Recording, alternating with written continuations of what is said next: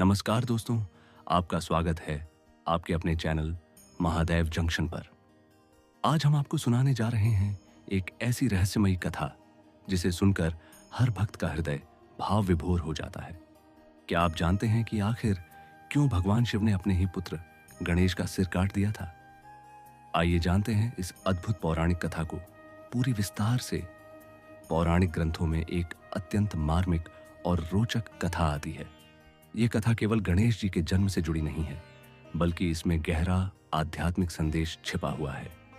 ये कहानी हमें कर्तव्य, आज्ञा पालन और अहंकार व क्रोध पर नियंत्रण का पाठ सिखाती है।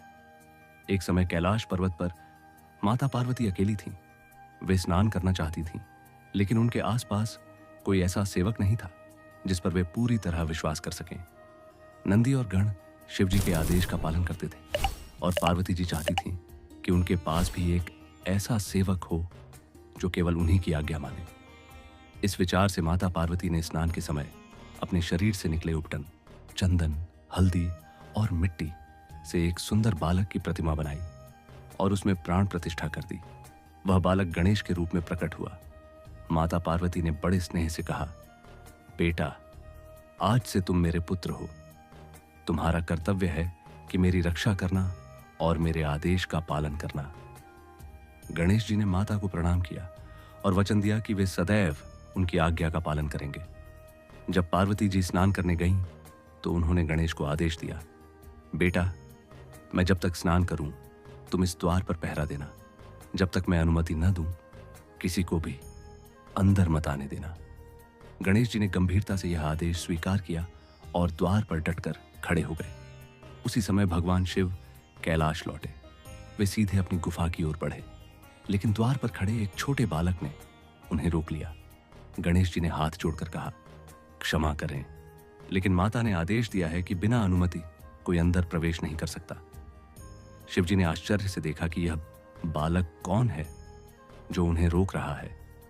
उन्होंने समझाया, मैं पार्वती का पति हूं, मुझे रोकने का तुम्हें कोई अधिकार नहीं। लेकिन गणेश जी अपने कर्तव्य पर अटल रहे। उन्होंने दृढ़ स्वर में कहा, माता का आदेश सबसे बड़ा है, चाहे आप कोई भी हो, मैं आपको अंदर नहीं जाने दूंगा। शिव जी ने अपने गणों को भेजा कि वे इस बालक को हटाएं, लेकिन गणेश ने सभी को पराजित कर दिया। यहां तक कि देवताओं ने भी आकर गणेश को समझाया, मगर उन्होंने एक ही उत्तर दिया, जब तक माता का आदेश है, कोई अंदर नहीं जा सकता। गणेश की यह अडिगता अब शिव जी को अहंकार लगी। उन्हें लगा कि यह बालक उनका अपमान कर रहा है। उनका तीसरा नेत्र क्रोध से जलने लगा और उन्होंने त्रिशूल उठाकर गणेश पर प्रहार कर दिया। देखते ही देखते गणेश का सिर धड़ से अलग हो गया। जब पार्वती जी स्नान करके बाहर आईं और उन्होंने देखा कि उनका पुत्र मृत अवस्था में पड़ा है, तो वे अत्यंत शोक और क्रोध से भर गईं। उन्होंने महादेव को कठोर शब्दों में कहा, आपने यह क्या किया? यह बालक मेरा पुत्र था, जिसे मैंने अपने तन से बनाया था। आपने अपने ही पुत्र का संहार कर दिया है। पार्वती जी का क्रोध इतना प्रचंड था कि उन्होंने संपूर्ण सृष्टि को नष्ट करने का संकल्प ले लिया। देवता भयभीत होकर महादेव से विनती करने लगे कि माता को शांत करें। शिव जी ने अपनी भूल समझी और पार्वती जी को शांत करने के लिए उपाय खोजा। उन्होंने अपने गणों को आदेश दिया, उत्तर दिशा की ओर जाओ और जिस प्राणी का सिर सबसे पहले मिले उसे लेकर आओ। गण महादेव का आदेश मानकर निकले और उन्हें सबसे पहले एक हाथी का सिर मिला। वे तुरंत उसे लेकर आए। शिवजी ने उस हाथी का सिर गणेश के धड़ पर स्थापित किया और अपने वरदान से उसमें प्राण डाल दिए। इस प्रकार गणेश जी पुनः जीवित हो उठे। माता पार्वती की आंखों में आंसू थे, लेकिन अपने पुत्र को जीवित देखकर वे प्रसन्न हो गईं। शिवजी ने गणेश को गले लगाया और कहा, बेटा, आज से तुम्हें सभी देवताओं में अग्रणी स्थान मिलेगा। किसी भी शुभ कार्य में तुम्हारी पूजा सबसे पहले होगी।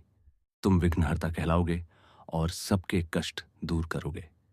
गणेश जी ने माता पिता को प्रणाम किया और तब से वे विघ्नहर्ता, सिद्धिविनायक और प्रथम पूज्य के रूप में पूजे जाने लगे।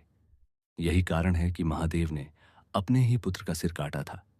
यह केवल एक घटना नहीं थी, बल्कि भविष्य में गणेश जी को प्रथम पूज्य बनाने की एक दिव्य लीला थी। दोस्तों, यह थी वह अनोखी और मार्मिक कथा जिसमें महादेव ने अपने ही पुत्र गणेश जी का सिर काटकर बाद में उन्हें प्रथम पूज्य का आशीर्वाद दिया। अगर आपको यह कथा पसंद आई हो तो लाइक और शेयर जरूर करें। और हाँ, महादेव व गणेश जी की ऐसी ही अद्भुत कथाएं सुनने के लिए चैनल महादेव जंक्शन को सब्सक्राइब करना बिल्कुल मत भूलें। हर हर महादेव।